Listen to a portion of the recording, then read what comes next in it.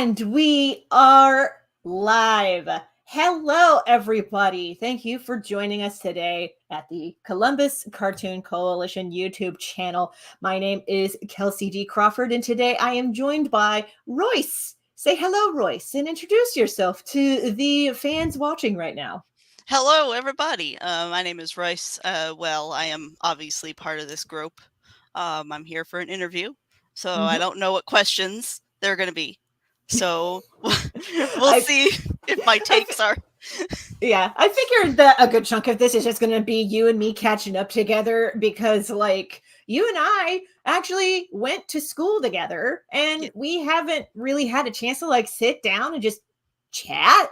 Yeah, exactly. It was Just only there for wanna- 1 year, and Yeah, that's it's it. usually we usually see each other at a convention, and it's usually for like 10 minutes max. And I'm usually behind a table, and you're Right. usually doing the running around. Yeah, because I don't want to get in anyone's way and be like the bad customer that just won't go away. So I don't want to be that person. Right, you don't want to be the table barnacle, as Right. Ben likes to call them. That's exactly how it is. Oh, trust me, I've dealt with my fair share of table barnacles, but you are never one of those. You're fine. Yay!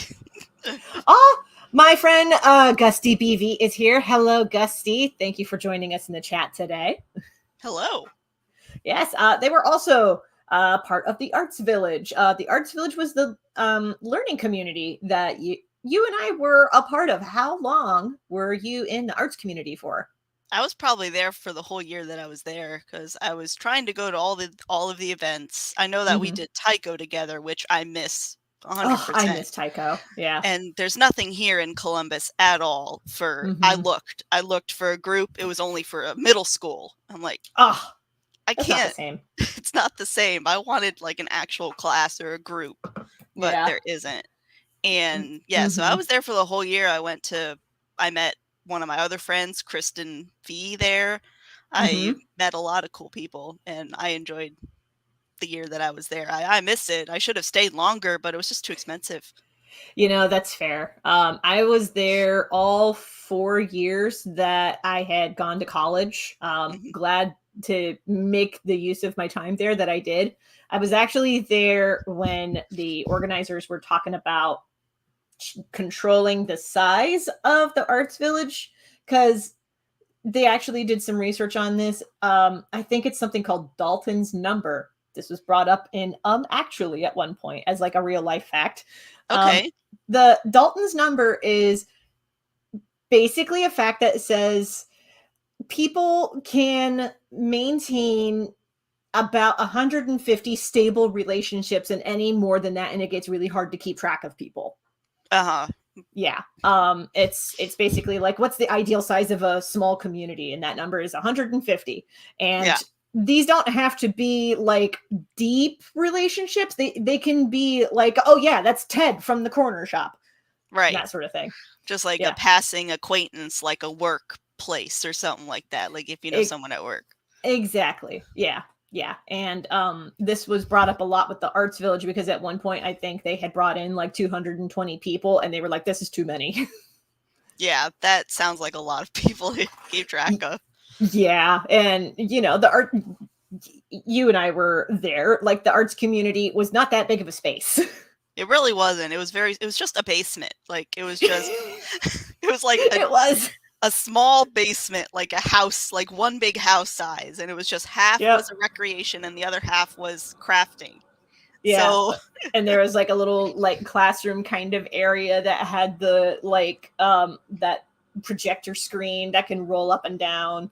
Yeah, exactly. And when you go there, it's kind of like a liminal space horror thing where you're like going through a hallway, especially if you went there early in the morning or late at night when it was closed. It's just like liminal space, my favorite type of horror, but I'm go straight down. It's just like, this hallway's kind of creepy. And then when you get in there, you're like, okay, I'm good. Yep, I did a stop motion animation in the hallway, actually taking advantage of some of that creepy overhead lighting atmosphere. Oh yeah. Oh yeah, it's perfect. Yeah, let's just say that there was a reason that at one point the Arts Village did a zine project called The Underbridge. Uh-huh. Because not only was it a basement space, it was also under a bridge. It was. Oh gosh, it Yep. was. I remember that now.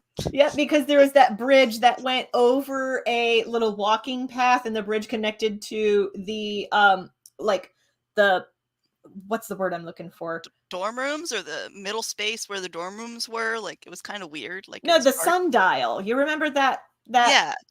Yeah, the food space, Yeah. basically. Basically, Yeah. yeah. You walk around and there's like a whole buffet there. Yeah, I remember. Yeah, which they always had undercooked chicken. Oh yeah, I never ate the chicken, but I remember mac and cheese nights was where everyone was down there. It was Tuesday. It was Tuesday night, and it was just everyone wanted that mac and cheese for some reason. It was really good, but it was not the best mac and cheese I've had. It's college mac and cheese. So Yeah, I mean, college food is hardly ever the best kind of food. yeah, it unless you make your own food, what they Mhm. have there is pretty like school lunches basically. So Yeah. Were you ever situated near like every floor in our residence hall had like a kitchen area? Were you ever near one of those? I was basically down.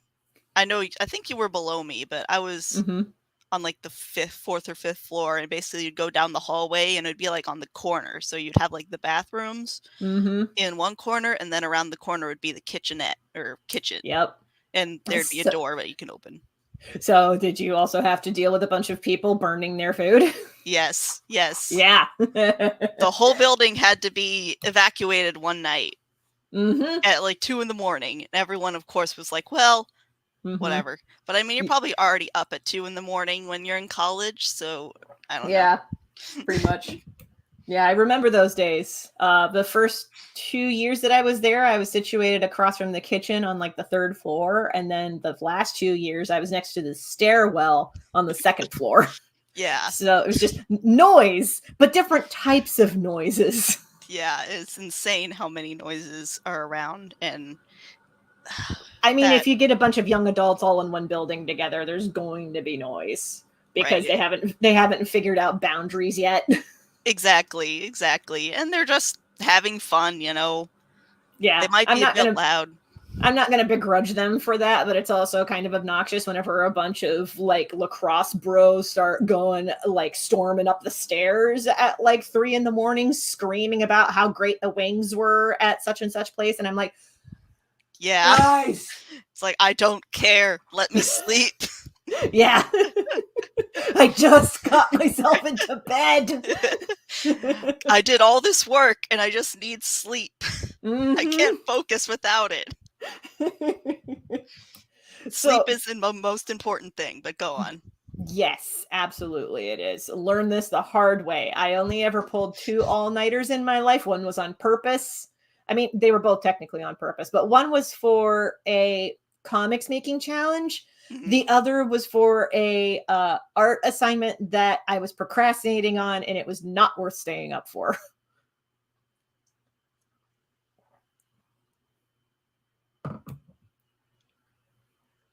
Oh, if you were talking, you're Oh, I hope my connection's not bad. Okay, there we go.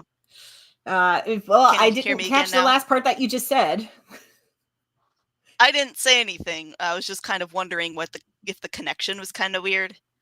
The Um, connection was a little weird there for a second. You froze for a hot minute. okay, yeah, I think it reloaded. Hopefully my internet won't poop out on me here, but look, it should work. My roommate's IT, and he's like, I'm making sure this internet's good. So if there's something wrong with it, Mhm. I'm concerned. Okay. Good to know. Well, if you do kind of like a putz out, I can stall until you can connect back in because you have the link to join again. Yeah, exactly. Sounds good. So, Yeah. yeah. What was I didn't hear what you said before. Uh, I forgot the train of thought, so we'll just jump into Just a go couple. on. Yeah, we'll just move on. We're fine. Wasn't really anything too important anyway. So, uh, I never asked you what was your major when you were in school. It was just basic Bachelor of Arts, really. Wasn't anything specific. I was also a Bachelor of Arts. Yeah, that's one of the basic things they offer in college. I wish it'd be more specific sometimes. Mhm. Like, Yeah. if you already sort of made the choice if you're going to, like, comics or illustration, I wish it was just more straightforward. I do wish they were a little bit more detailed in that, but I think they saved that for those who are a BFA, not a BA. You and I Yeah. are technically BAs. Yeah. Yeah. Which So I do wish that because there were like comic specific classes available, but that was for the Bachelor of Fine Arts tracks, not necessarily for the folks like us who had the majors that we had. Yeah. Yeah, that makes Unfortunately. sense. Yeah, having it more general is usually just a broad spectrum of Mm-hmm. required artists. Like, there's 3D. There was a weird one called Time and Space. I Like, know that one. Yeah. yeah, it's Yeah. like, instead of 3D, it was 4D, Yep. Yep. I which, remember taking that class. It was one of those like fundamental ones that you had to take freshman year or something like that. yeah, and the only concept that I grasped from that class was installation art, taking up a physical space with an Mm-hmm. artwork, like Otherworld or basically things like that. Yeah. Like Meow Wolf if you're based out of Santa Fe. Yeah, exactly. Yeah, because Meow Wolf and Otherworld are almost they're similar-ish. And they're basically like art installations that you can interact with, like on purpose. Like you are encouraged to interact with the space, kind of a thing. Which is really Yeah. cool. I love Yeah. spaces like that. Yeah, I thought it's really cool. I think it's in Tokyo, Japan, or somewhere in there, but there's this artist who has like a digital art installation where you can go in and view like light shows Mm-hmm. and different images Mm-hmm. projected digitally. And Ooh. I forget what it's called. I have to look it up, the specifics, but Okay. it was really cool and I kind of want to visit. Like, I always want to go to Japan, obviously, because I'm a huge weep. But and we'll be getting into that, folks. yeah, it goes. But I really want to try to see if that museum is still there, or that art installation is still there, and go visit the artist and see that. So that would be really cool. Yeah. I mean, if we're talking about Japan, one of the big things I definitely want to check out is the Ghibli Museum. yeah, Because yes. Exactly. It's Yeah. like Miyazaki was definitely, despite, all the things that you've heard about him, I think he's definitely one of the best. Yeah. I mean, he's anime's grumpy grandpa for a reason. Exactly. Yeah. And there's been a lot of think pieces about him on the internet, including YouTube. Yeah. YouTube, my beloved. Yeah, exactly. Like, I watch YouTube all the time. It's the only information I have. No, not really. But well, it's not the only information that I have, but it is my information source of choice. Same here. Yeah. I watch so many informative videos. I watch Anime Abandon a lot, and he talked in length about I love Anime Abandon. Yes, I love Sage. He's one of the good people who came from Channel Awesome. Yes. Yes. So yes, if you're interested in anime, watch him. He's really good. He also has a lot of really insightful things to say about anime. While he and I may disagree about Dragon Ball Z, I totally respect that. We can be adults about it. But I do really respect his opinions on a lot of other stuff. And he's also introduced me to a lot of like really bad anime that I really want to watch because it looks like it's so bad it's good. Yeah, exactly. Yeah. Like, one of them, I don't think he reviewed this, but I think he might have reviewed it, but it's called Goku Night Eye. Yes! Goku Midnight Eye! Yes! I know this anime you're talking about. I really want to see this. I want to see it in its entirety. It looks so bad. I watched it and it's brilliant. It's on what's it on? It's on Amazon for one. It's also on Retro Crush, which is free.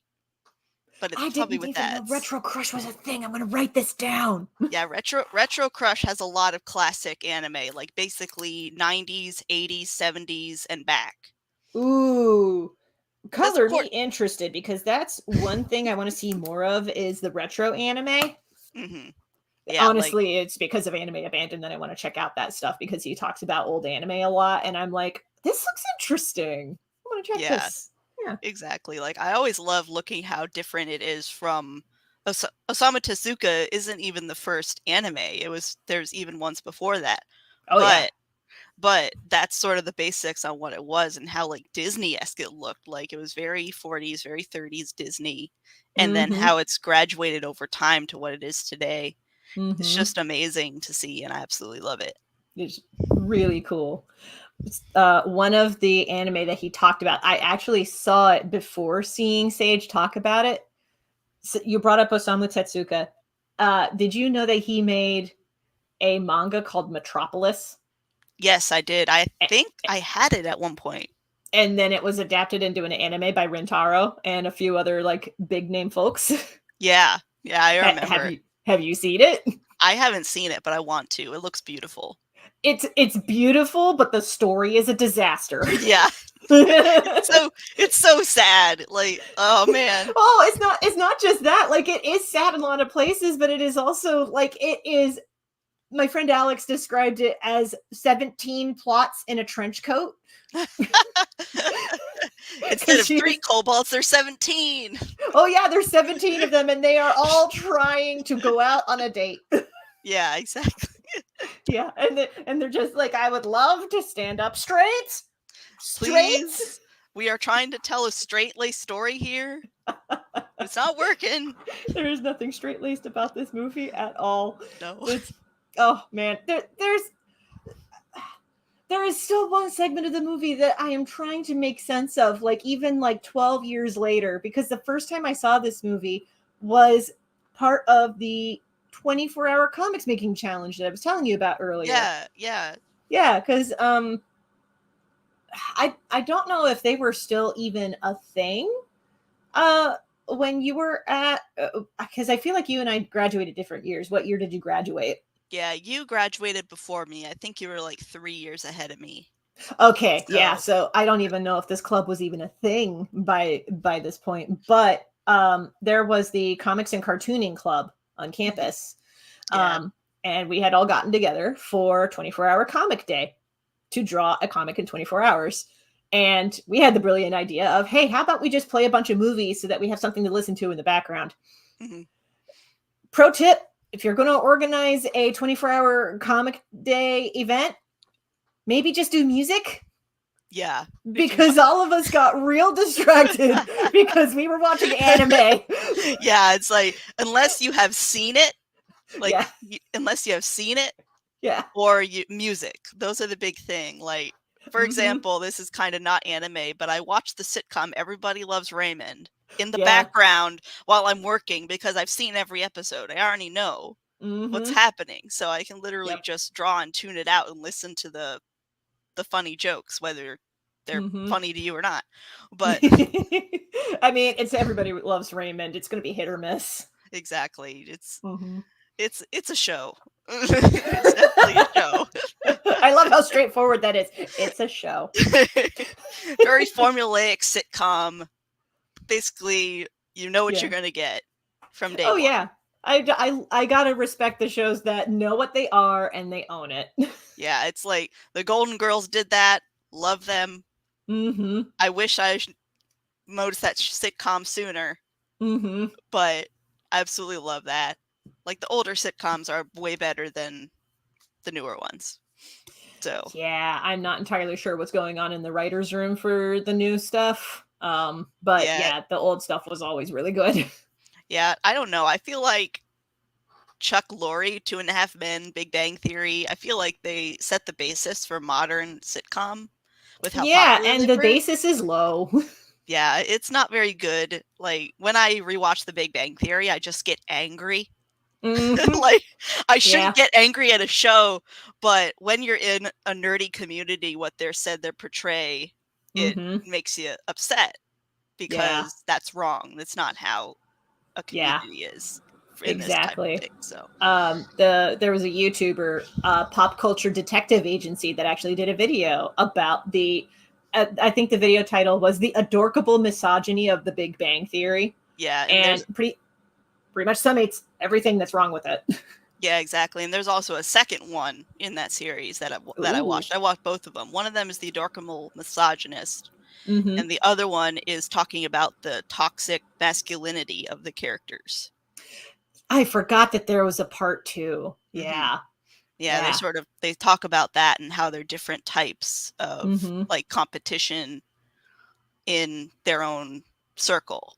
Yeah. It's not just talking about how they treat women, it's how they treat each other. And of course, everything else that goes along with that. Yeah. And it's like, there are friendship circles that treat each other better than what these guys treat each other. Exactly. Yeah. Like even Friends was better at this. Yeah. With how cringe that show is, I will not like Friends, but yeah. I mean, Friends is hit or miss for me. There are parts of season 1 that I really like. I don't even bother with like the romantic chemistry stuff that happens in later seasons. I don't care about what's her face and Ross. Don't care. Rachel, I think it was. Yeah. Don't care about that. Yeah, that's probably the worst aspect of that show is that whole on again, off again that people, I don't know, I don't get it. Yeah, but, and people are like really invested in it for whatever reason. I think at that point it just becomes a kind of hate watch situation. Yeah, exactly. And that's sort of why I don't like Chuck Lorre's writing, because it's very mean. It is. That's how I can describe it. You're very mean. And you're wondering why they're even friends. Like, you would never treat your friend that way. Yeah. If you really thought of them as a friend. Mean-spirited just to be mean-spirited. For a joke, really. That's all it is. It's just you're putting them under the bus. Yeah, which is, why would you even be friends with the person at that point? Exactly. I'm just like, I wouldn't.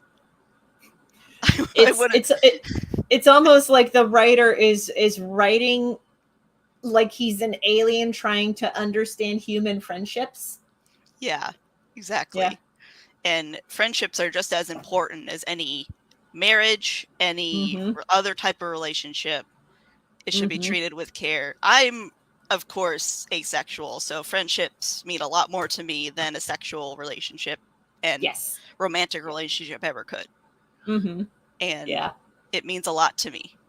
So yeah, it's absolutely, I understand. As somebody who not asexual, but definitely aromantic, I can still have like feelings of friendship with other people. Yeah, exactly. And I do put a lot more in emotional investment in my friendships than I do in romantic relationships. At this point, I haven't been involved in a romantic relationship in like 5-ish plus years. That's okay. Yeah, for me, it's been even longer. I've only had one official relationship, and that's no longer a thing. Yeah. And I'm also aromantic in a way myself, so I don't ever see myself getting married or having anything like that. Like, I never have, never will, not looking. It's unconventional, but then again, norms are ridiculous. Honestly, have you seen how straight people react to each other in marriages? Yes. Because I've seen a lot of it, and my autistic ass is like, why are you even married? Do you even need to? Like, is that... You can just be together and not be married. Like, that's a thing. Well, it is a thing, but in certain states, there are tax benefits to being married. That's the only thing. Yeah. It's almost like there are some states that prioritize married people over single people, which I bullshit, but that's excuse me. I had something in my chest there. Oh yeah, like I don't know. Yeah. But, no, when it comes to stuff like that, like, but the thing is, it's not hard to write romantic relationships in comics. At least I don't think so. I just approach it from a different angle. Yeah, exactly. And sometimes with romance, if you want it, you kind of just have to, from what I've learned, I haven't had any personal experience, but I feel like all romance is cringy. You're really not wrong. Yeah. And you kind of just have to embrace it. Yeah. And be like, yeah, it might be cheesy at times. You might write cheesy dialogue. But to that character, it means something. Yeah. Well, there's also something to the cheesiness of it is that sure, they would absolutely not say this in any other normal circumstance, but maybe because this person deeply cares about the other, they're willing to do something stupid and say some stupid stuff. to be like, here's how I feel about you. Yeah, exactly. Like, for example, when I was playing D&D, me and another person had sort of a romantic relationship going on, and we had a cringy dialogue, and one of my lines was like, "You'll be my front and I'll be your shadow." Oh. Because they were together, and I felt like it was a cheesy line, but I felt like it was appropriate because she had like all black armor and she had like all golden armor, so it was kind of like a weird. Yeah, It was a funny thing. It's like you can be the sun and I can be the shadow, and that's how it'll work. Exactly. That's how I. Oh no, that's not how I. Okay. Yeah, exactly. I'll always have your back, is what she was trying to say. But yeah, like the cringe. That cringe of like, oh God, what do I say? It's like, I'm so weird. I'm so awkward. Yeah. There's also just something about like gay pining that is also just incredibly awkward. Yeah, I don't know what it is, but part of it is mainstream culture taught us how straight people flirt with each other, which is that they have misunderstandings until there's a big like makeup at the end. Dramatic blow up, and then, oh no, it wasn't a big deal. I overreacted. I love you.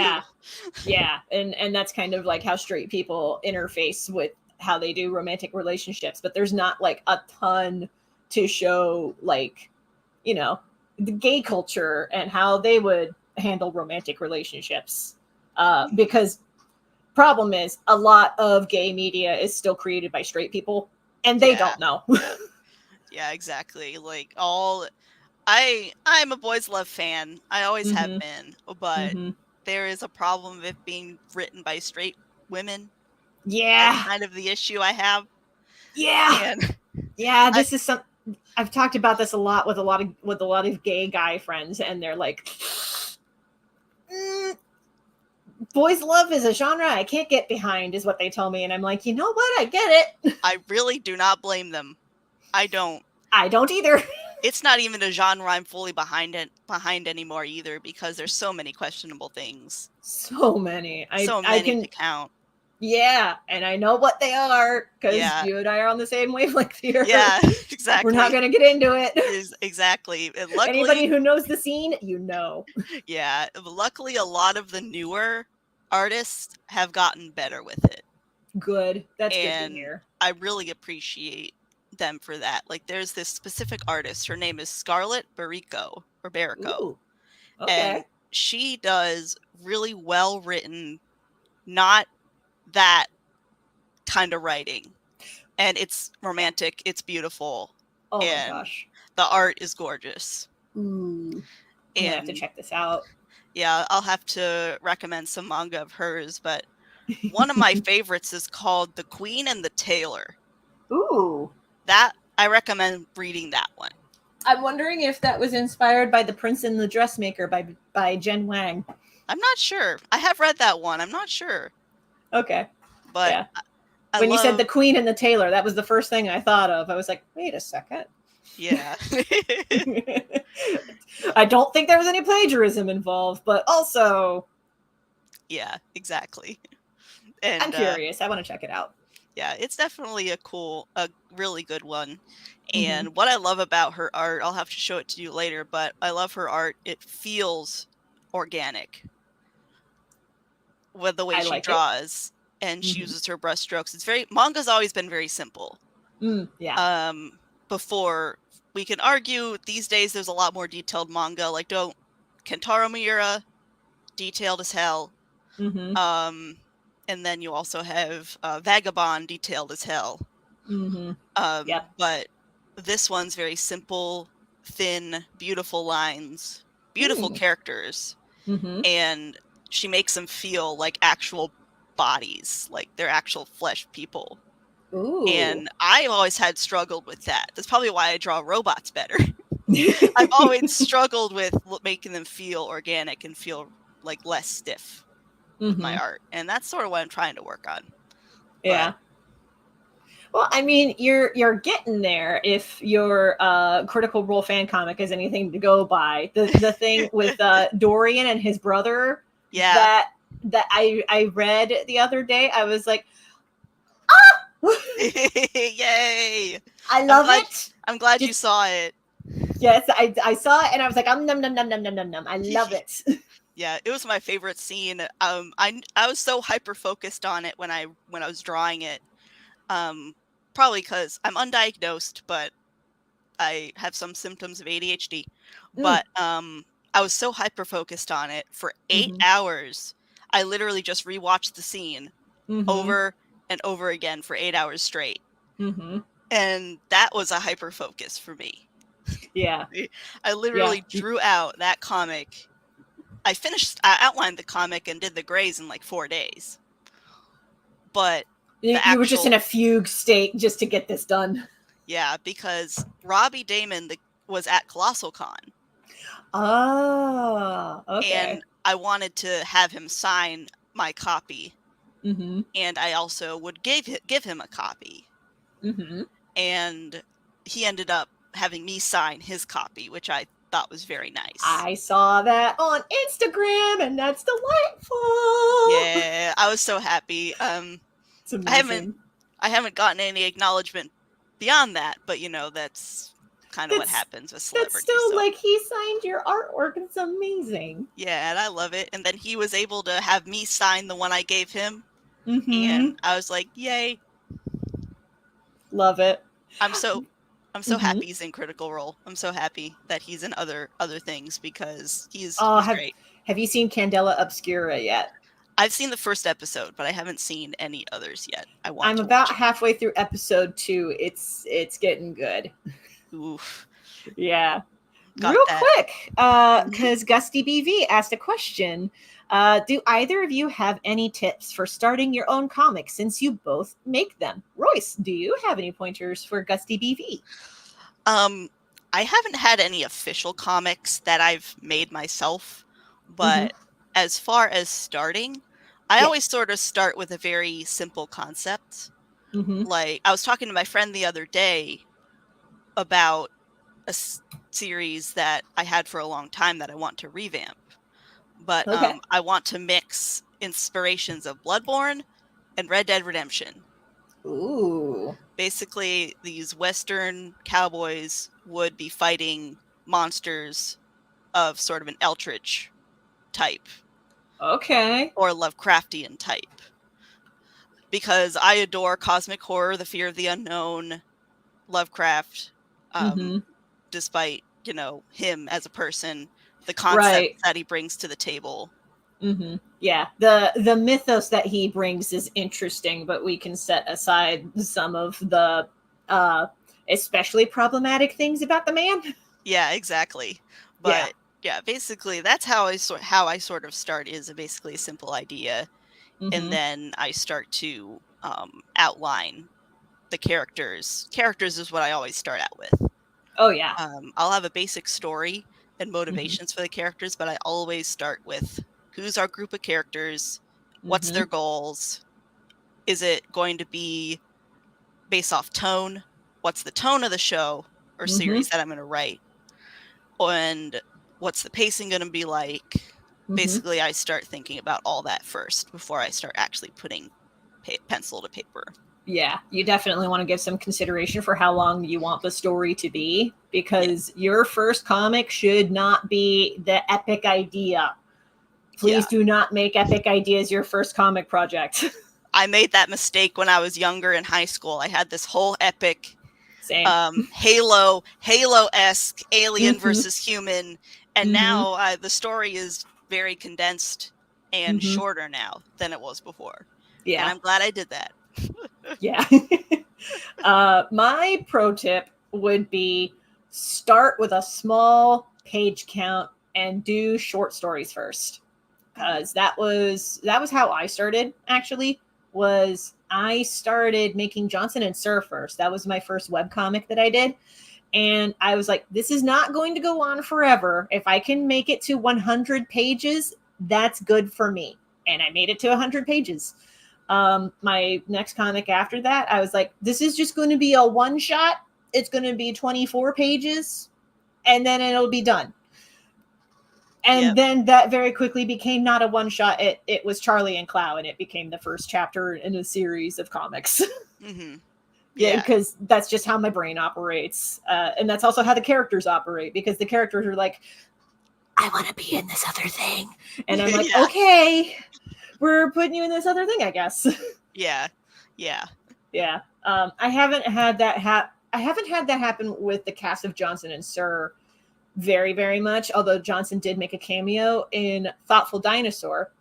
Thoughtful Dinosaur was a comic that I was like, I am deliberately keeping this short. This is going to be like less than 30 comic strips long.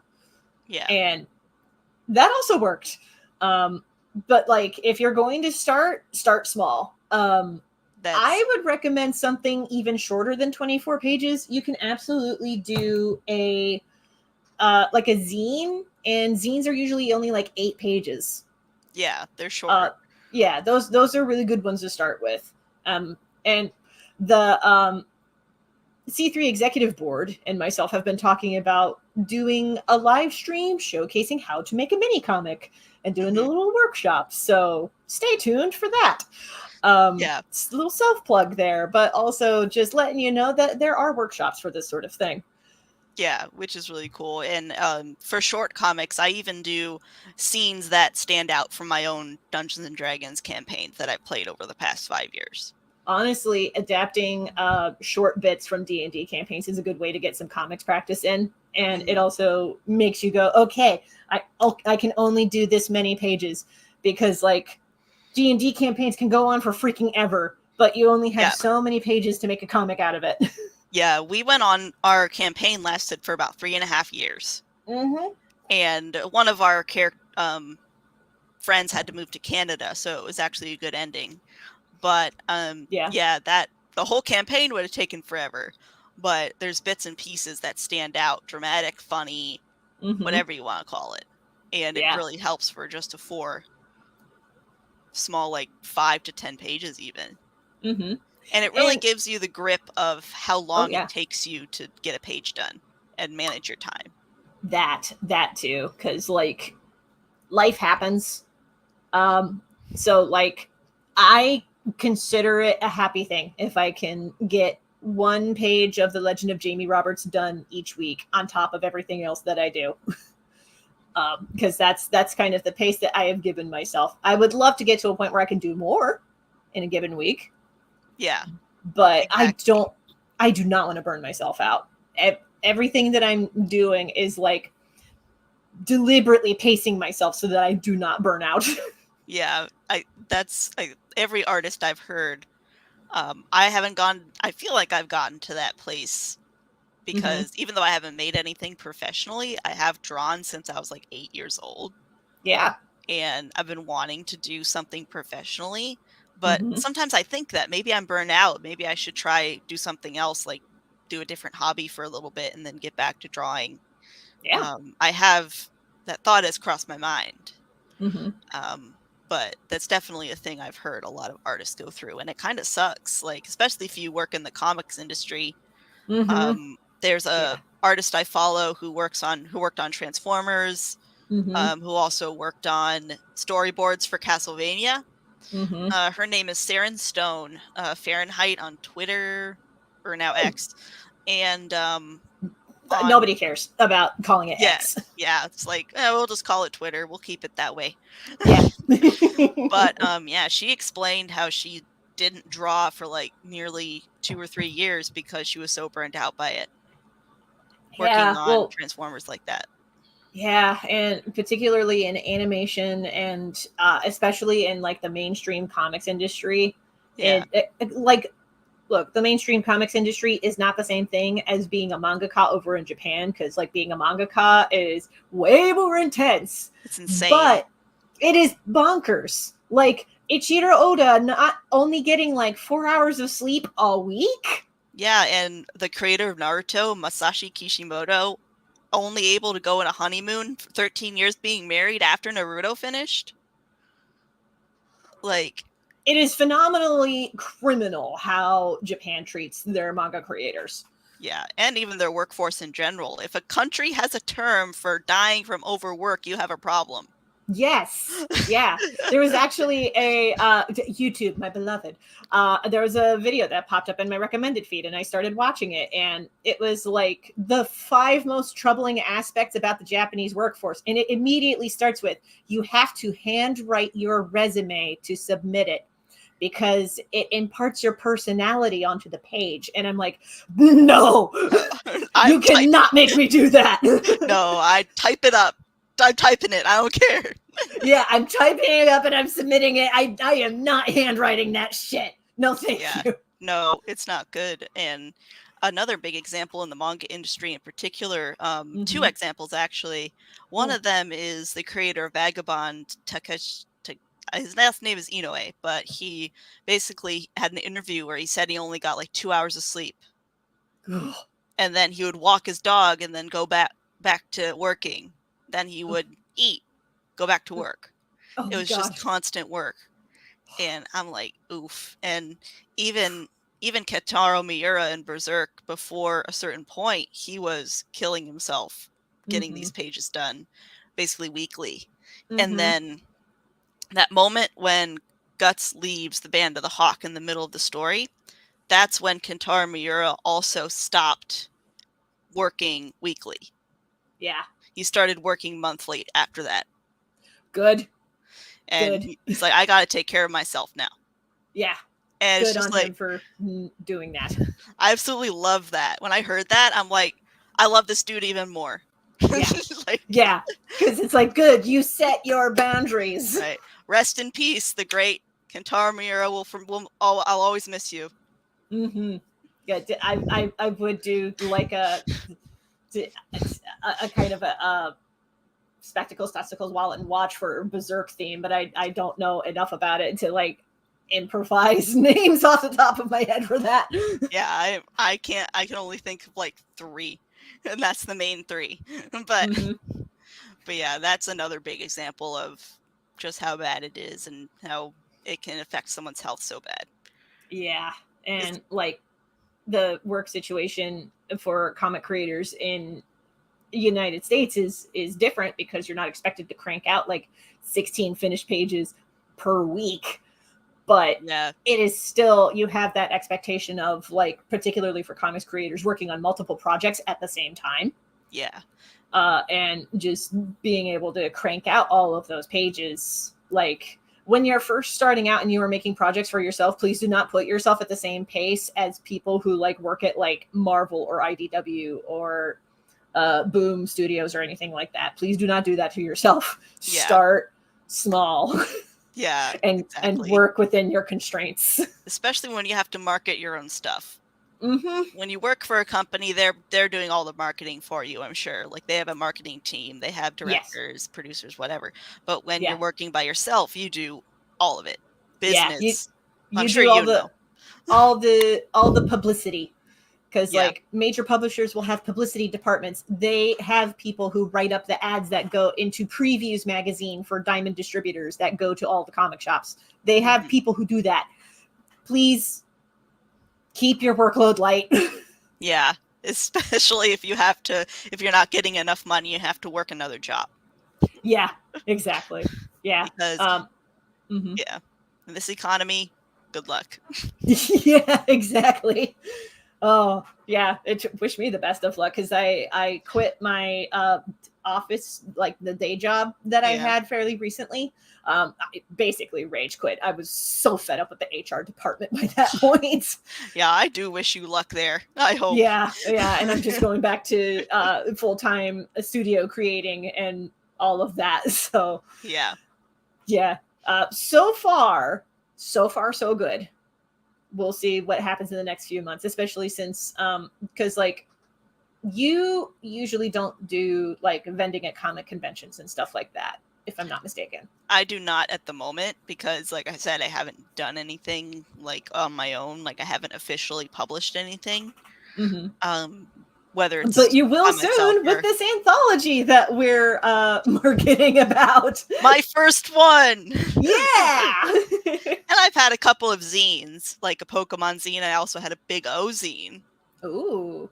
Where when we were talking about Metropolis, it actually reminded me of that. I actually used a Metropolis poster as inspiration for that Big O piece I drew. Oh, that's cool. I don't think I've seen this piece. You're going to have to show this to me. It is on my Instagram. I'll have to see if I can tag you in it. If you can pull it up, I would love to do a screen share so that we can show it off. Yeah, let me go ahead and see. It's on Instagram, so I can't really use my desktop, but I'll go ahead and use my phone here. That's fair. While you're doing that, I'll go ahead and mention the project that I brought up a second ago that Royce is going to be published in is our very own Columbus Cartoon Coalition Anthology for 2023. We did an anthology last year. We're doing it again this year. And we have members from the Columbus Cartoon Coalition making pieces for the anthology. There's 3 different projects with a bunch of different contributors for each project. And we are going to be crowdfunding it very soon. Check out the QR code in this corner. I'm pointing in the right direction. Huzzah.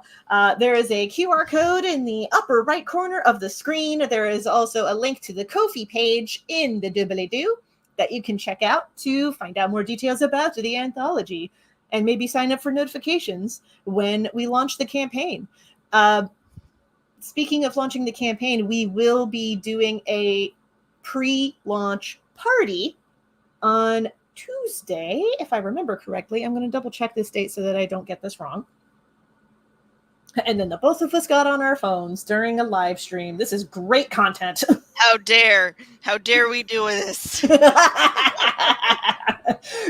Freaking millennials, I can hear the boomers say. How dare they be on their phones? Exactly. It's Monday the 14th. We're doing our pre-launch party. We're doing a live stream to celebrate before we officially hit the launch button for our Crowdfundr campaign. We are doing this anthology on Crowdfundr rather than Kickstarter for a couple of different reasons that I can get into later on in the video. Any luck on finding that Big O piece, or is it like buried in the archives there? I found it. Yay! If you're still able to access Instagram, I shared the link with you. Oh, okay. Cool. So in that case, I will just go ahead and check out this here. Shaboop. Ooh, okay. I cannot wait to do a screen share to show this off. Hold on one second. I know how to do this. Yeah. There's a little present button on my end. We're going to share screen. Yep. Easiest. I don't need to see these tips. Thank you, though, StreamYard. Yeah. Appreciate that. The Big O was probably my first introduction to giant robots. And dope. It's criminally underrated. It is a criminally underrated show and doesn't deserve to be forgotten. It's one of those shows that I really ought to rewatch it. I remember seeing it when I was like 12 or 13 and not really understanding what I was watching because I didn't watch it from the beginning. I caught like a random episode in the middle of the series. Mm-hmm. And it's one of those stories that has like a continuity to it. So you really need to catch it from like the beginning. Yeah, you have to. Basically, the first season's probably the best season. The second season is but you really have to pay attention because it's essentially a noir mystery with a giant robot. Dude, that is so cool. He is Batman with a giant robot. How can you not love that? That's pretty great. How can you not love that? It's a mixture of like James Bond and Batman, but it's heavily like inspired by Batman the Animated Series as well. And the main character in the dub is voiced by Steve Bloom, so it's even better. Yes. The funny story about that, yes. He was also at Colossal Con one year. Really? And I got a signature from him, but I drew a picture of Roger for him, like in the line. I just sketched something out. He's like, I haven't seen this in forever. No one talks about this. And I'm like, criminal. It is. It's criminal. From what I remember of it, it is very good. This was also one of those anime that Sage talked about at Anime Abandon. And when he talked about it, I was like, I really got to give this a rewatch. Yep, that and That and Trigun.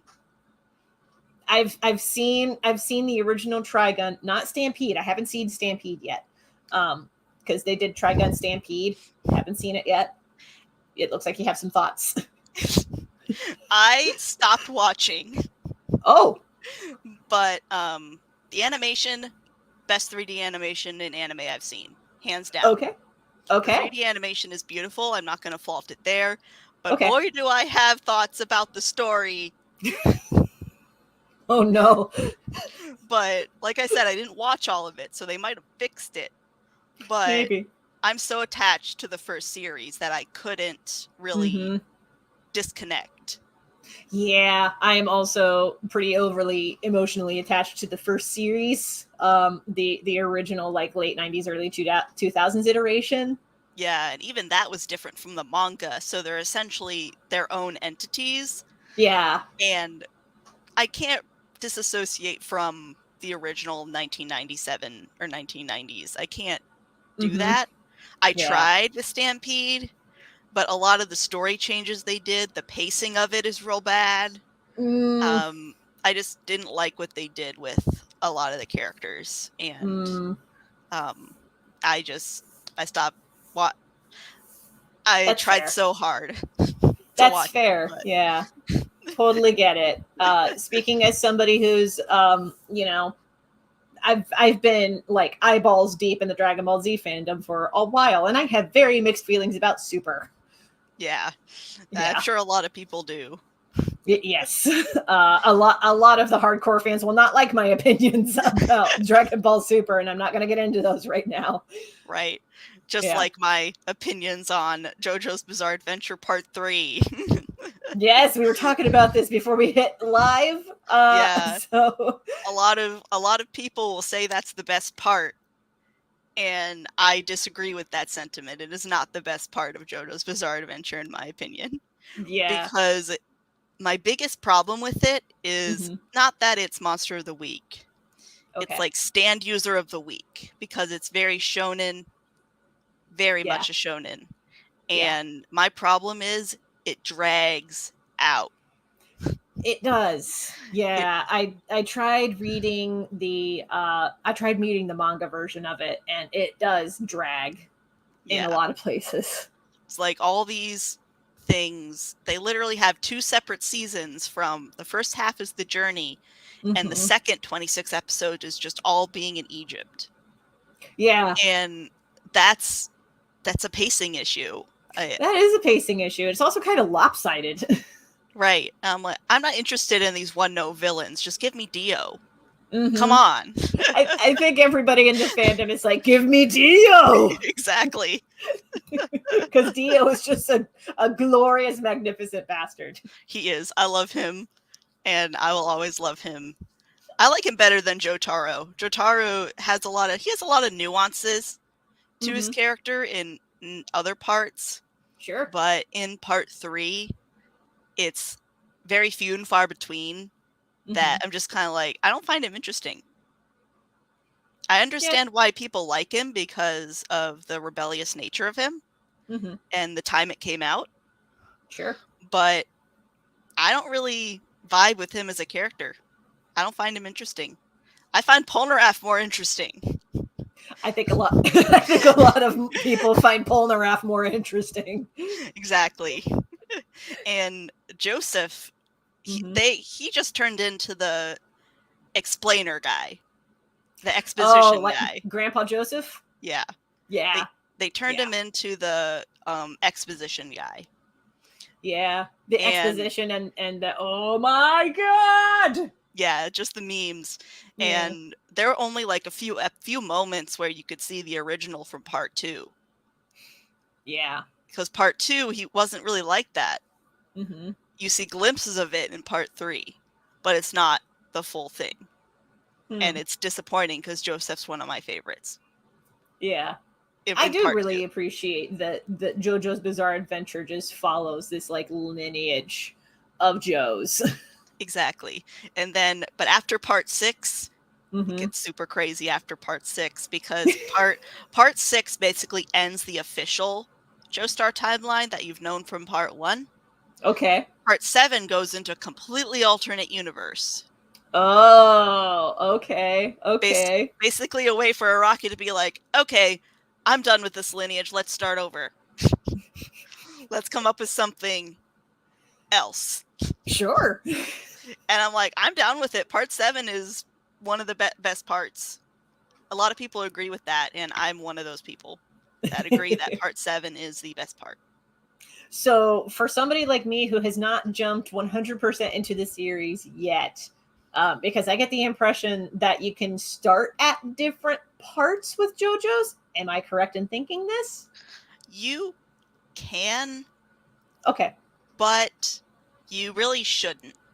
Okay. Because there's lots of details that you will miss if, say, Okay. you watch Part 3. Okay. If you start with Part 3, a lot of people started with Part 3. Yeah. But I started in the I got hugely into it when the 2012 anime came out. Okay. Okay. I sort of had a passing interest before, and then it really took off in 2012 when I watched Part 1. Yeah. Yeah. But if you want the full experience, watch Part 1. Yeah. The funny thing is that I had first discovered JoJo's Bizarre Adventure because the manga that I found was Part 3, and then I saw the 2012 anime. I was like, oh, I'll start with this, and I started watching it, and I'm like, this is not the manga that I read. What is this? Yeah. And I did not know that it was Part 1, and the manga that I found was Part 3. Yeah, exactly. It's really confusing because Part 3 was so popular, it was never Part 1 and 2 were never officially published in the States until recently. Yeah, I was about to say, not till recently. Yeah. Yeah. And which it strikes me a little bit as like bringing Dragon Ball Z over, but not Dragon Ball. And that is also why a lot of people in the fandom, when they first start getting in, are so utterly confused. Like, why is there a guy named after a musical instrument? Why does this guy have stars on his forehead? Why did this guy have a third eye? Why does this guy have a monkey tail? Why is none of this explained? And there is a talking pig. Exactly. Like, that's what happens with JoJo's Part 3, because Dio is such a big villain. You have to watch Part 1. Yeah. Otherwise, you won't get an idea of what Dio's done to the Joestar family. And a lot of people argue that Part 1 is more of Dio's story, which I somewhat agree. Because Jonathan is he's only in that one part. And a lot of people say he's uninteresting. But I also disagree, because he wasn't given enough time to really bloom as a character, because he was the gentlemanly, I must be a gentleman, I'm a hero, I protect the weak. Yeah. But he's also a kind and sweet guy. Like, he has a golden heart. Right, yeah. And the other JoJo's, no, they don't have a golden heart at all. They got their flaws, but Jonathan is the epitome of having a golden heart. Right. Yeah. So he's expected to be like the golden boy. Exactly. So, and I do feel like it can be hard for writers to, particularly ones who are like fresh in the biz. It can be hard for them to know what to do with like a golden boy character.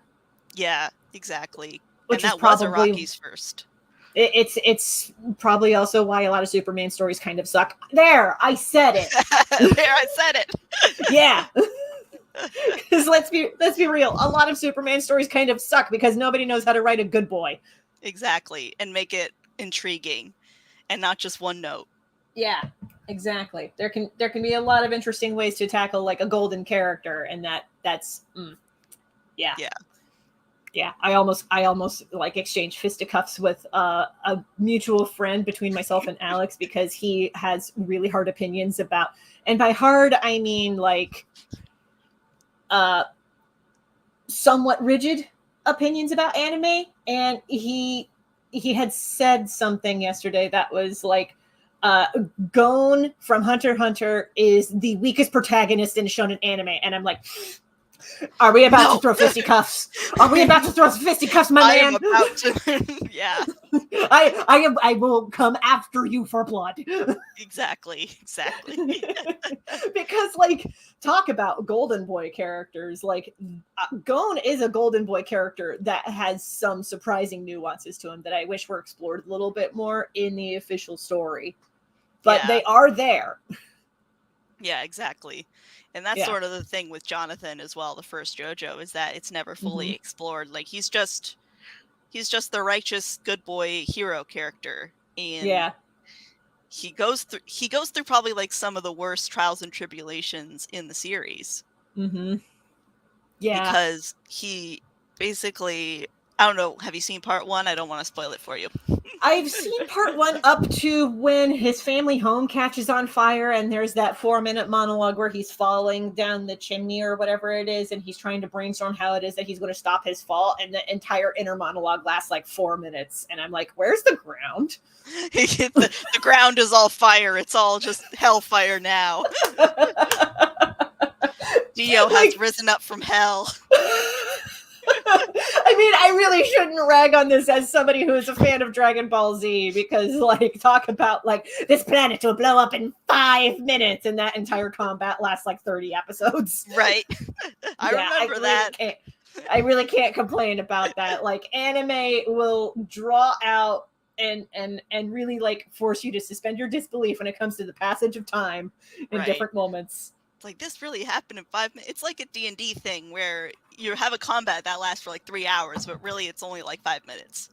Yeah, like in game it lasts 5 minutes, but like as the players it can last like 3 hours. Exactly. Like, what spells am I doing? Yeah. Yeah, pro tip for anybody who is playing D&D, please figure out your move ahead of time and make sure to have like a backup move in case your initial move like falls through the cracks because a player did something that you didn't anticipate. Yeah. Oh gosh, yeah. Yeah, just have some backup moves just in case. I have trouble with that. Sometimes I forget to plan my next move. Mm-hmm. I'm either invested or I'm accidentally on my phone, which is a bad move on my part. I shouldn't be on my phone. But yeah. My turn. My way to mitigate around that is I have a little app on my phone that I use half the time. It's called Forest. I'm going to go ahead and bring it up on my phone so I give you an idea of what it looks like. It's this little guy. Oh, okay. I think I've seen that around. Yeah, and the basic gist of it is that you plant a little digital seed and it plants a little virtual tree. And I have it on stopwatch mode. So it starts at 0 and it runs the clock. Mm-hmm. And the objective is to not touch the phone, because if you click away from the app, your little digital seed dies. Oh no. Yeah, so the minimum amount of time to have a tree grow is 10 minutes. Oh, so I love that. Yeah, I like it a lot. It reminds me of that scene in SpongeBob where they have to take care of an egg. Mm-hmm. And he goes life, death, life, death, life, death with the turning the light on and off. Because the light is its life, the darkness is its death. Yeah. And I'm like, that's really funny to me, but I love little gags like that. It's great. SpongeBob, that's still my show. I am ashamed to say I still watch it. The first 3 seasons. After that, I just go back and rewatch the first 3. Yeah, that's fair. That's fair. I don't watch any other season besides that one.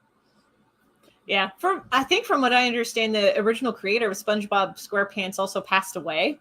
Yeah, he did. It was sad, and after his passing, everyone wanted "Sweet Victory" to be sung at the Super Bowl. Oh, but it never was. Oh, and people were outraged. Yeah, like, you can't not do that. Mm-hmm. "Sweet Victory" is such the perfect song for a sport. Isn't it? Like, I don't know. I will take your word on it, because I think I've only ever heard "Sweet Victory" once.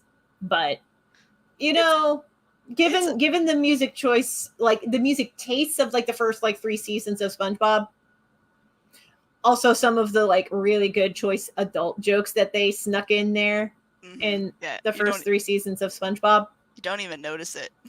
Oh yeah, you don't notice it as a kid, but as an adult, like the episode where SpongeBob discovers the F word, the animators actually animate him saying the F word. Yes, I noticed that actually. Yeah. Then Squidward, the Mr. Krabs being like, there are 11 naughty words you're not supposed to say, and then Squidward being like, don't you mean there are only 7? And it's like, that's a subtle nod to George Carlin, you sneaky bastard. I love it. Perfect. It is also delivered by Squidward, which is even better. Yes, you're either, there's a hilarious thing. It's like it's that Batman quote. You live, you either die a hero, die SpongeBob, or you live long enough to see yourself become Squidward. I'm slowly living long enough to turn into Squidward. I think we all do at some point in our lives. Yeah, we're just getting kind of we're too old for this. Yep. I feel like it's happening a lot faster with our generation than it is with others. A little. I think it's just because of everything that we have experienced in our lives up to this point with because we lived through 9/11, an economic collapse, a plague, another economic collapse. Yeah. And of course the Y2K generation as well. And I almost forgot about Y2K. Yeah. It's just like, I've lived enough life. Please. Can we just stop? Can you just chill for a second? Can we just have a chill 1 year and not have everything go crazy? But I'm not going to hold my breath on that. But it doesn't work that way, unfortunately. But I take it day by day at this point. Just take it day by day. like Welcome to the Jungle. Take it day by day. Exactly. Yeah. Exactly. Yes, precisely. And go ahead. I was gonna kind of dovetail into a different topic of conversation. So if you have something to finish, go. Okay. Well, the other topic of conversation, circling back to the C3 Anthology. So I understand that you contributed to the C3 Anthology, which is why we are having this live stream. So what was it that you contributed to the anthology? I basically did a short comic. Of course, there's like it's an interview of another Columbus creative, which was, I didn't really know anyone professionally, but I knew someone personally who was an artist, and writer. He doesn't really do comics. Okay. And basically my comic is basically not just their process, but it also highlights how mental illness can influence your artwork. Ooh. That's sort of the basics of what I wanted to go for. I was about to ask, what was the biggest piece of insight that you got out of that interview?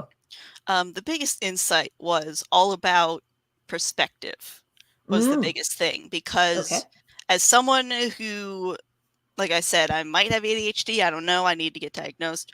But my friend has schizophrenia. Oh, that's a bitch. That's a psychotic disorder. So you have delusions, you see things, and it can influence your art and how you perceive it. And he described their art can be really dark at times. Yeah. But it's their own personal experience on how they see the world, no matter how dark it is. And it's fascinating to really look at art and you can't really put yourself in someone's mindset. That's impossible. Right. Yeah. But you basically see what they're seeing. Get like a snapshot of that moment in time that they see. Exactly. Like a lot of the focus on arts with schizophrenia is eyes. Okay. That's what he told me. It's like, yeah, I focus a lot on eyes, or I don't draw eyes, or I don't draw the pupils, or I just draw something abstract. And it's very scribbly It's very colorful. Yeah. But it's also beautiful. Like, it's amazing to me.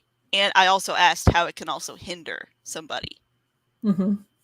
That was my focus. I don't like to play armchair psychologist, Right. but I do like to learn about that stuff, I think, especially since my friend has a direct experience with it. Mm-hmm. And his version of schizophrenia is probably completely different from someone else's as well.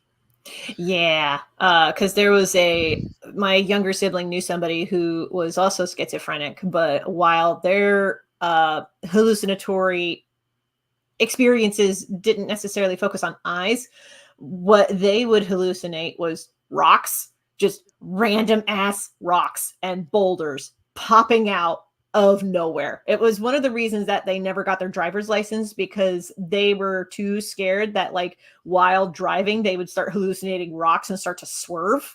Yeah. Because I think that, like, happened at one point, and it scared them so much that they were like, I can't drive. I can't do this. Yeah, exactly. And it's just how it can hinder is that you might not even have motivation, and you have to force yourself through it. Mm-hmm. And it's different how all art's perspective. Mm-hmm. And how, if it's the intent, you can debate intention, but I just love seeing the perspective of anyone with any kind of mental illness. I'm just like, I want to see your artwork. Right. I want to see what it looks like. Mm-hmm. And it really dives into the mind of someone, what they're experiencing. Mm-hmm. And that's what I wanted to sort of implement, and sort of make a little bit of a how to do this, like if you're having a rough time. Mm-hmm. In the comic, he mentions how music got them through tough times, but how music can also inspire artwork. Mm-hmm. Basically, they're a huge fan of 9 Inch Nails. Yeah. So they would use the song, like, say, Closer to... Closer's such a good track. I love that track. It's so good. I love that. I love it so good. It's so good. They would draw, like, a self-portrait, or they would draw during that music, and it was actually really cool. And that's sort of what I wanted to get across, is how mental illness can help, not just an outside perspective, but can also be therapeutic. Yeah. Yeah, absolutely.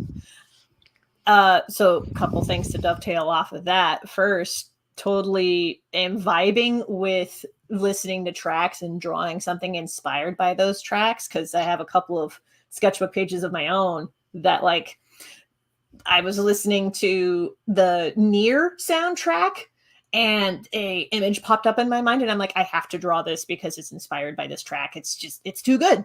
It's too good. And the other thing, I lost track of what the other thing was, but it'll come back. It'll come back eventually.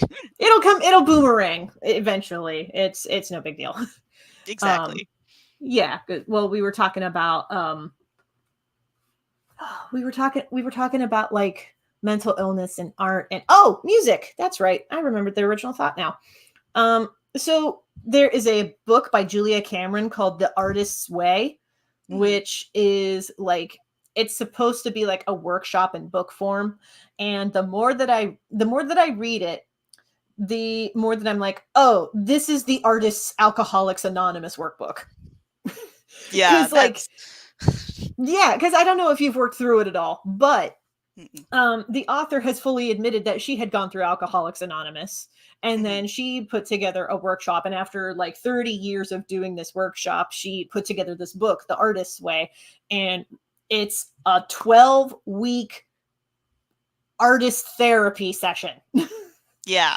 Is in book form is what this is. And I've actually started this a few weeks ago. I am now on week 4, and the week 4 challenge is do not read books, which is like, okay, this is different.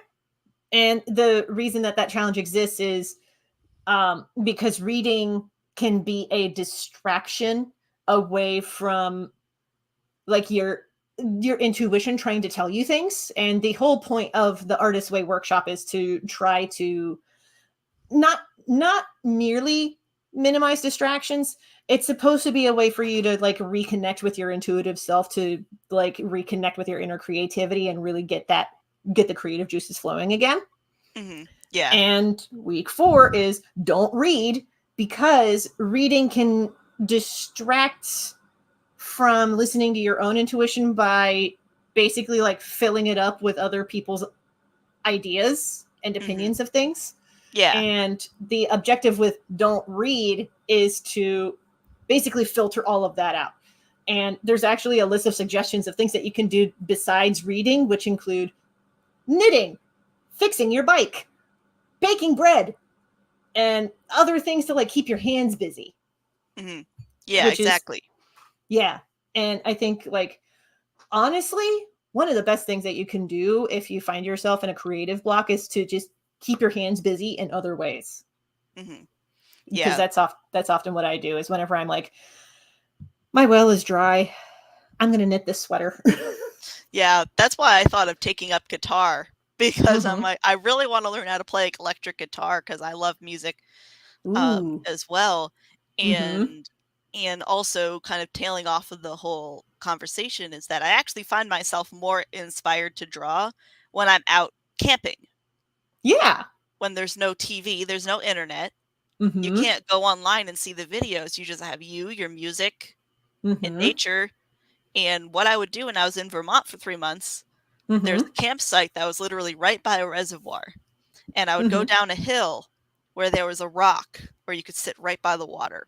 Ooh. I just sat right by the water, listened to music, and drew for like 2 hours. Honestly, that sounds like a really nice artist date right there. Beautiful. I love being by the water. That's my favorite thing, being by the water. And yet I'm in Ohio. But I mean, there is a surprising amount of bodies of water in Ohio to find yourself next to. Exactly. Alum Creek. That's probably a good example of that lake. Another good example is Lake Hope in Logan, Ohio. Yeah. I am situated right next to the Maumee River, and there's something to be said about the historic significance of the Maumee River, because there are so many, like,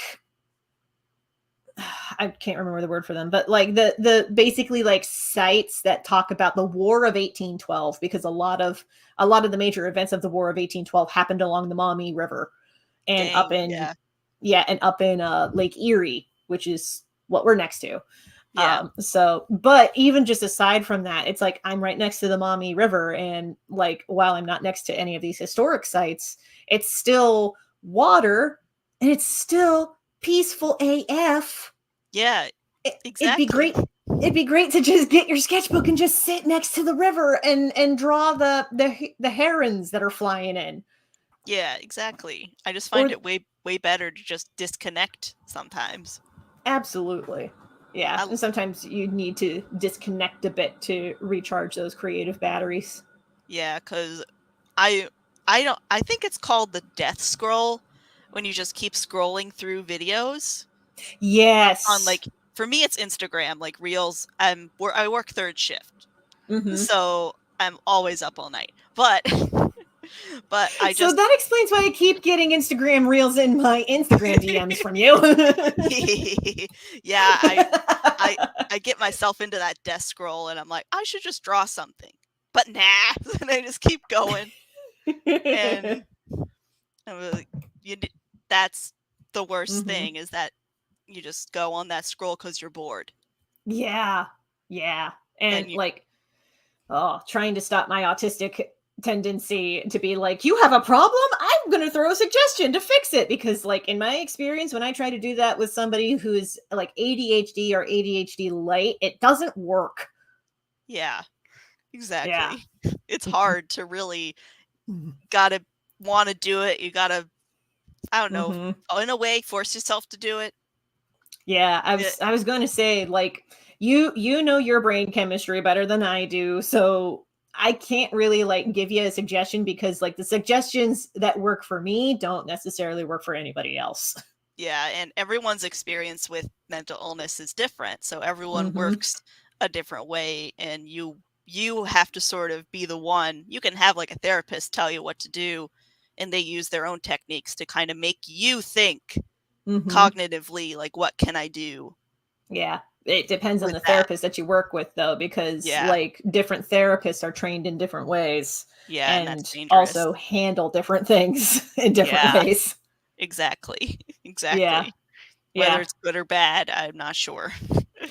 Well, it also just depends on like the specialty that you need because like if you have been heavily traumatized by your family before the age of 10, maybe don't go to a general practitioner.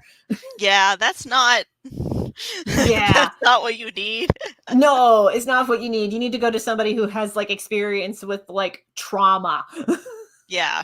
That's why when I try to look for a therapist, they always interview me or ask me and see if they're a good fit for Mhm. what I'm looking for, which Yeah. I appreciate. Yeah, I appreciate that too. The last few therapists that I had, we also did like in-person interviews, and the the last one that I had did not do an in-person interview with me. They were just like recommended as because the previous one that I was working with moved to another practice. Mhm. And so the clinic was like, we'll put you with this other therapist. And the other therapist didn't even do an interview with me. And I did not like her. Yeah. Did Yeah. not like what she was about. She was all about like, okay, we're gonna do meditation techniques. And I'm like, I need to unpack that my father was a piece of shit. Yeah, it's like, I just need Yeah. to do this. Yeah, I have very different emotional needs, and this therapist is not helping me meet them. Exactly, and it's really, really tricky, and Mm-hmm. especially if you're on, like, say, a disability, Mm-hmm. because I don't wanna go into any specifics, but my friend keeps going from therapist to therapist to therapist because they keep leaving, Yeah. Yeah. and you can't really pick your therapist, they just assign you one, That's even and worse. you have to go, otherwise Mm-hmm. you won't get, like, your benefits, Yeah.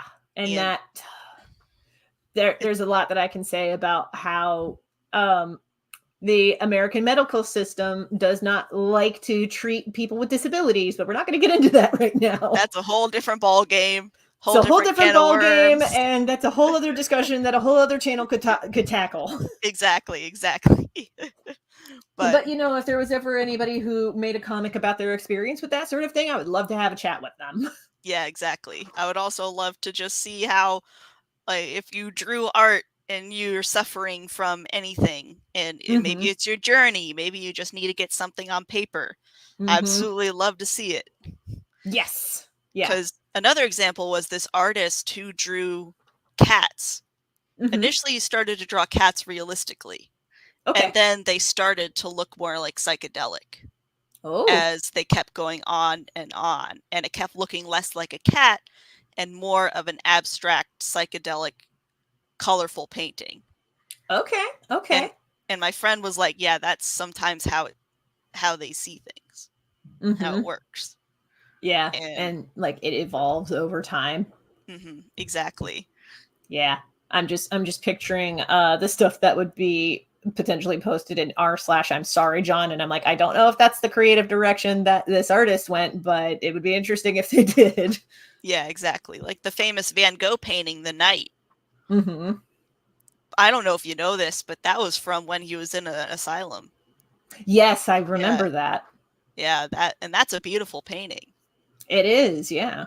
But it also is like it reflects a lot of his experience at that point in his life, Yeah, exactly. which And is fascinating to me.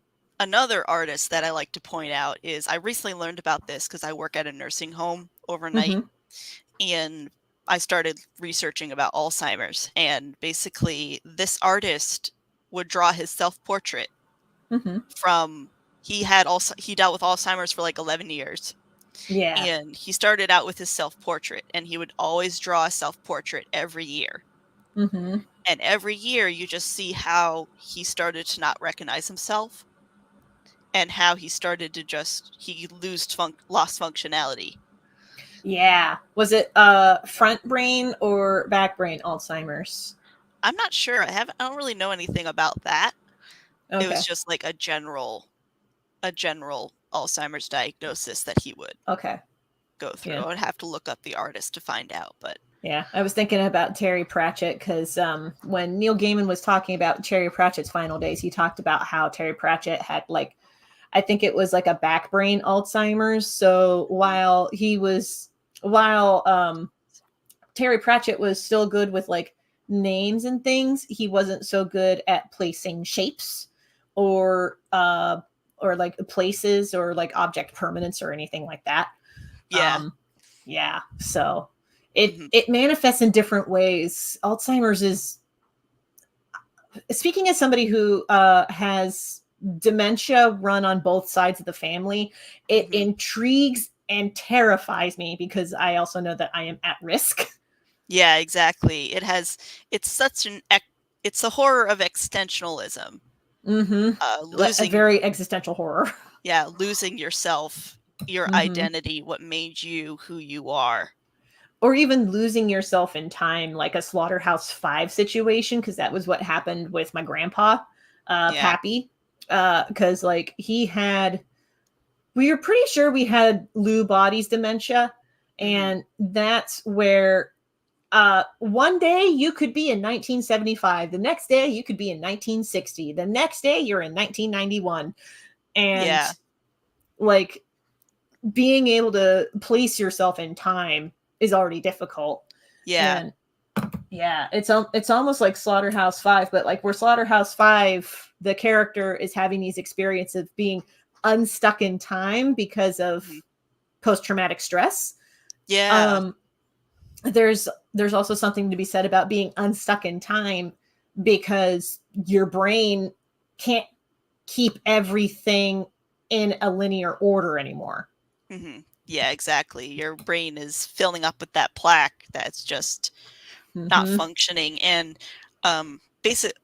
Slaughterhouse-5 is an example, but the one that I've been into, an art piece Mm-hmm. that really fascinates me and I love it, is Yeah, Everywhere at the End of Time. I If don't think I know this one. Well, what this is, it is by an artist called The Caretaker. He Already did great. he worked on this for a long time and Okay. wanted to make sure he portrayed this subject correctly. And Yeah. did tons of research, but it's an auditory experience. So Mm-hmm. it's sound experience Ooh. through 6 hours of records. He released Oh. it in 6 parts. Mm-hmm. He has the first part, which was called Daydream, which Okay. is just a bunch of oldies, 1930s, 1920s ballroom, melancholic music that Ooh. he distorted, Mm-hmm. reverbed, sometimes backwards, and it's beautiful sounding. It sounds beautiful. You could go to sleep listening to this record, Oh, that's but cool. it puts you in the mindset of an older person. Mm-hmm. And there's art pieces that go along with it. Like Ooh. the first part's called Daydream. The Mm-hmm. second part's called Denial, which the music from the first part starts to get really distorted, Ooh. but you can still recognize it. Mm-hmm. Then in part 3, you have Reality, which Mm-hmm. now everything is not just distorted, but sometimes there's complete stops. And then Ooh. it'll go to a completely new song. Ooh. And then it'll continue with that distortion and that noise Mm-hmm. throughout there. And then the fourth part is, I think it's called, we have Daydream, Denial, Reality, let's see, Rupture, Okay. which is supposedly stage 4, and that's when it gets bad. You can't recognize the music anymore. Ooh. And there's a lot of horrifying sounds if you listen to it. Don't listen Oh to it boy. if you're depressed. Don't listen to it if you're going through any kind of, because it's extremely depressing, because you're Okay. putting your mind into an Alzheimer's patient, essentially. That's the experience that you're going for. Gotcha. And rupture is when you don't recognize people at that stage. Mm-hmm. There's just silence a lot of the times, Mm-hmm. distant echoes of music. Mm-hmm. There's a track called Hell Sirens, which is horrifying. And then the fifth part, you have horror, which is just a bunch of sounds being thrown at you and then stopping abruptly, and then it starts again and throws more stuff, distorted things at you, and you can't recognize it. Oof. And then the last part is just untitled, where you basically just hear silence most of the time. Some music may come back. You might get that fleeting memory, but then it's just echo, wind, silence. And then at the very end of the track, you hear like a distorted choir singing. And that's where it ends. Oh, that's cool. And there's art pieces that go along with it. I highly recommend you look at the art pieces that go along with it. What was the name of this project called again? Everywhere at the End of Time. The artist who worked on the art pieces, he's worked with the caretaker before. But let's see, what is it called? Or what's his name? Oh, there's one artist. When you were talking about how it's an auditory experience, my first thought was a independent film called Blue, which was brought up by Kyle Calgarin, actually. He was also one of the good ones that broke off from Channel Awesome. Yeah. But Kyle Calgarin talked about a film called Blue. I don't recall the artist's name, but Blue started because the artist got AIDS, and AIDS manifests in different ways, and his particular iteration of AIDS meant that parts of his eyes started to disconnect and he was going blind. Oh no.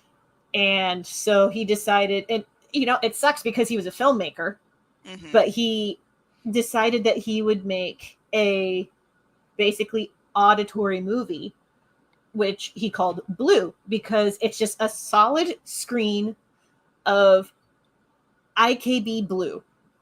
And if you don't know what that is, that's International Klein's Blue. Yves Klein patented a shade of blue that is very particular. Okay. Yeah, it's almost like the color of Mystique from X-Men.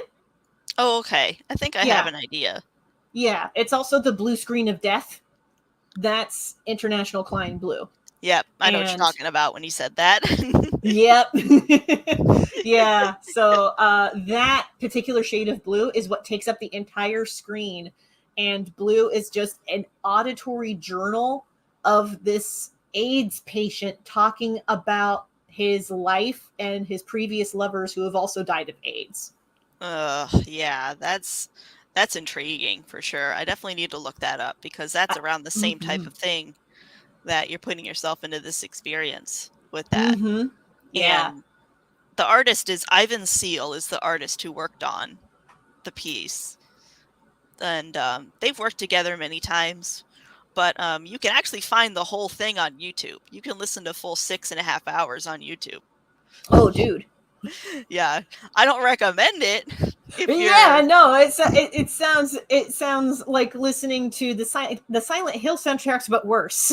Yeah, exactly. It's just like I listen to it at work sometimes, and the first 3 parts it's intriguing. Like I'll listen to it, but don't listen to it if you're in a very bad state of mind. Just don't. No, there are just some things that you're like, no, I'm not in the right headspace to listen to this right now. Yeah, listen to the first part. The first part is beautiful. Okay, I'll have to give that a listen. But yeah. And on that note, sadness. On the note of sadness, because this is the tone that we are doing in our modern age. Exactly. But I will show you something that you'll appreciate that I have. I don't know if I've showed you this before. Dude, where did you get him? I got it at Hot Topic at one point. What? Yeah, this is at Hot Topic. Had him? Yeah. Oh my god. It's actually a really good figure of Goku Black. It is. Goku Black and Rose. I should say. Yeah. Which, I should not be surprised at the various iterations of forms that exist in that anime now. I really shouldn't be surprised about it. I'm not. It's just insane. It's marketable is what it is. Yeah, they know what they're about. It's like, hey, how about we just come up with another color so that we can put these in the molds for the toys? Exactly. Yeah, I can't even be mad about it at that point. I'm just like, okay, as long as Toriyama gets the royalties, sure. I'm good. He's awesome. Yeah, he's such a delightful troll. I love it. Amazing. But that is a great figure. Thank you for sharing that. Yeah, no problem. I thought I would I wish I could show I have a perfect cell that I don't recall who the sculptor is for this particular model, but it's actually like a somewhat realistic cell, which is if you put him next to my Dr. Giraud figure that I also have, he like Dr. Giraud is like this big in comparison to Cell, who is like this big. Dang, I know. That's so big. Yeah, like Cell is like terrifyingly huge. Gosh, yeah. Goku Black's even like this big. Yeah, when situated next to the other characters. But this particular model that I have also shows like not just like the finer details of the muscles, but also shows like through the glass of the skull you can see his brain, which is really cool. Oh, that is cool. It's really cool. This figure, however, is still packed in one of my boxes in the other room because I still need to put up the shelf. Yeah. I need to put up the shelf to have him on display so that he can be properly displayed. Exactly. I really want. I need to get my own place to get my own figures, but I've been collecting these Transformer figures. I love them. Ooh, I did see the one that you posted on Instagram. Yeah. Those figures are so heckin' cute. I love them. So much. I got both, but I thought I would show you that real quick. Thank you for sharing that. So we have now gone on for about an hour and 36 minutes. So I could talk to you for ages. Yes. But we will need to wrap this up for the sake of, I am also kind of hungry. Yeah, exactly. I understand. It has been great catching up with you, though. Yeah, I enjoyed it. So for folks who would like to find your work online, I take it they can use the Manga Collector on Instagram link that we have on the screen here. Mm-hmm. Yep. Marvelous. And if you would like to find out more about Royce, you can check out their Instagram here. If you would like to find out more about the C3 Anthology that Royce contributed to, you can find out more about that in the QR code up in this corner here, or by the Ko-fi link that's in the doobly-doo. And if you would like to find out more about me, I also have a link to my stuff in the doobly-doo. And with that, do all the YouTube stuff, the notifications, subscribe, whatever. I don't know what the outro is for most YouTubers anymore. Like, comment, and subscribe. All of that. Yes. All right. Woo. Hand in the air, like you just don't care. Yay. And there was much rejoicing. Yay. I'm glad you and I were on the same. I have a flag. Yay. Oh, I don't know if you've been seeing on some of the C3 streams, they've also been doing like a gang sign of sorts. So the way you do it is you make a C with one hand and 3 with the other. Oh, neat. Yeah. That's close enough. That'll work. That'll work. That's our gang sign. C3. Yo. Now this way. That was better. Yes. All right. All the info down in the doobly-doo. Thank you all so much for watching. You are awesome. Bye.